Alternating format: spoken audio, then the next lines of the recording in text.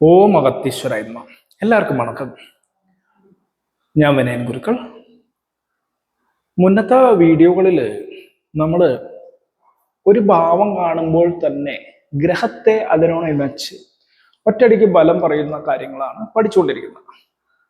അപ്പൊ ഇനി ഞാൻ കൂടുതൽ ടെക്നിക്കാലിറ്റീസിലേക്ക് പോകാതെ തന്നെ പറയാൻ ശ്രമിക്കാം.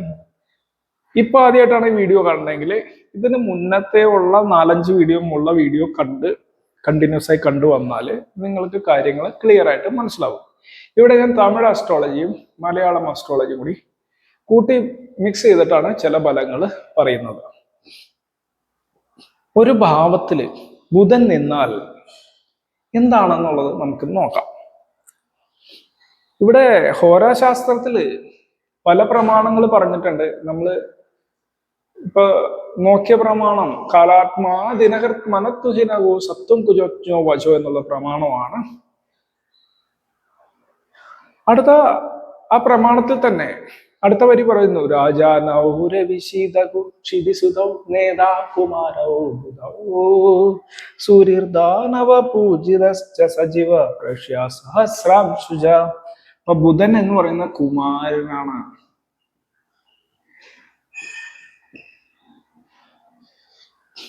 രണ്ട്, കാലാത്മാ ദിനഹൃത് മനസ്തുഹിനകു സത്വം കുജു ഞോ വച്ചു.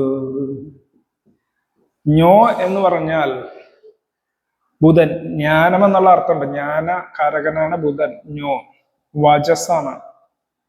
വജസ് എന്ന് പറഞ്ഞ വാക്ക്.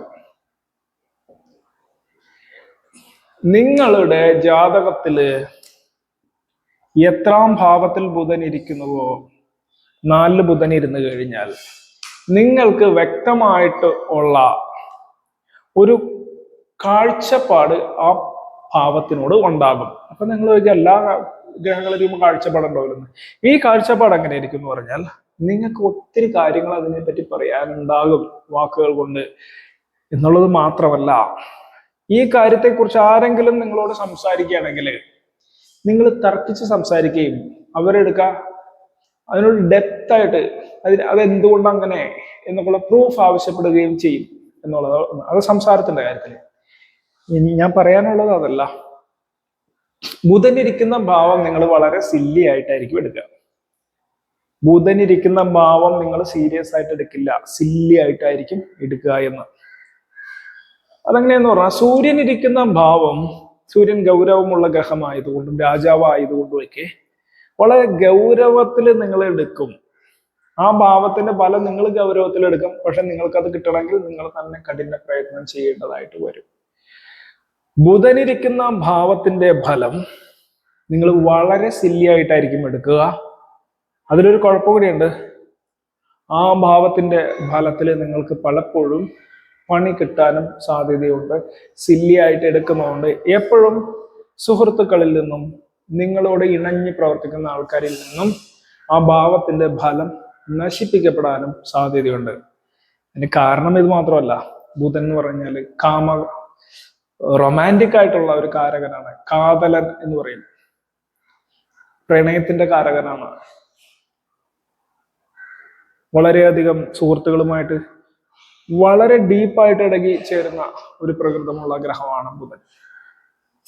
അപ്പൊ കാരകത്വം എങ്ങനെ എടുക്കണം? ഇപ്പൊ ബുധൻ 4-ൽ ഇരിക്കുകയാണെങ്കിൽ നിങ്ങൾ വീട് എന്ന് പറഞ്ഞാൽ നിങ്ങൾക്ക് സില്ലി ആയിരിക്കും, സീരിയസ് ആയിരിക്കില്ല. അമ്മ എന്തെങ്കിലും പറഞ്ഞു കഴിഞ്ഞാൽ സില്ലി ആയിട്ട് എടുക്കും. സുഹൃത്തുക്കൾ എന്തെങ്കിലും പറഞ്ഞാൽ സില്ലി ആയിട്ട് എടുക്കും. നിങ്ങൾക്കൊരു വീട് വെക്കണമെന്നുണ്ടെങ്കിൽ നിങ്ങൾ സീരിയസ് ആയിട്ട് എടുക്കില്ല. ഉള്ള വീടൊക്കെ മതി, വാടകയ്ക്ക് ആവശ്യാലും മതി. വാഹനം ഉണ്ടെങ്കിലും അതും സീരിയസ് ആയിട്ട് എടുക്കില്ല. അപ്പൊ അതിലൊരു ഗുണം കൂടി ഉണ്ട്. ബുധൻ ഉച്ചത്തിലാണ് നിൽക്കണമെങ്കിൽ ഇതെല്ലാം നിങ്ങൾക്ക് ഉണ്ടാവും. നിങ്ങൾ അതിനെ വാല്യൂ വെക്കില്ല എന്നുള്ളൂ. ഒത്തിരി വീടുകളും ഒത്തിരി കുടുംബം ബന്ധങ്ങളും ഒത്തിരി ബന്ധുജനങ്ങളായിട്ടുള്ള അടുപ്പവും ഒക്കെ ഉണ്ടാവും. പക്ഷെ നിങ്ങൾ വളരെ സില്ലി തരത്തിലായിരിക്കും അതിനോട് പെരുമാറുക. വാഹനങ്ങൾ നിങ്ങൾക്ക് ഒന്നിൽ കൂടുതൽ ഉണ്ടാവും. ഉച്ചത്തിലാണ് നിൽക്കണമെങ്കിൽ, സ്വക്ഷേത്രത്തിലാണ് നിൽക്കണമെങ്കിൽ ഉണ്ടാവും. എന്നാൽ അത് നിങ്ങൾ വാല്യൂ വെക്കില്ല എന്നുള്ളതാണ്. അപ്പൊ ബുധൻ നിൽക്കുന്ന ഭാവത്തിന്റെ ഫലം നിങ്ങൾക്ക് പെട്ടെന്ന് പറയാം. അതിനെ വാല്യൂ വെക്കാനുള്ള സാധ്യത കുറവാണ്. കാരണം അത് ബുധന്റെ ക്വാളിറ്റിയാണ്. അത് വന്നേക്കാം. ബുധൻ എങ്ങനെയുള്ള ബുധൻ ആരോട് കൂടി നിൽക്കുന്നു എന്നുള്ളതും, ആശ്രയനാഥൻ എവിടെ പോയിരിക്കുന്നു എന്നുള്ളതും, സാരനാഥൻ എവിടെ പോയിരുന്നു, എങ്ങനെ നോക്കി ബലം തരും എന്നുള്ളതൊക്കെയാണ് ഫലത്തെ കുറച്ചും കൂടി പ്രീസൈസ് ആയിട്ട് പറയാനായിട്ട് നമുക്ക് പറ്റുക. ഇതിലൊരു കാര്യം പറയട്ടെ, പെട്ടെന്ന് തന്നെ ഇങ്ങനെ എടുത്തിട്ട് ആ ഗ്രഹത്തിന്റെ ബലം പറയരുത് കേട്ടോ.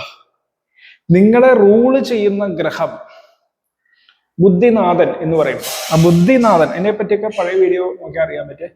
ബുദ്ധിനാഥൻ ഇപ്പോൾ എങ്ങനെ പ്രവർത്തിക്കുന്നു, ആരാണ് ബുദ്ധിനാഥൻ എന്ന് വെച്ചിട്ട് വേണം ആദ്യം ഫലത്തെ എടുക്കാനായിട്ട് ജാതകം നോക്കുമ്പോഴേ.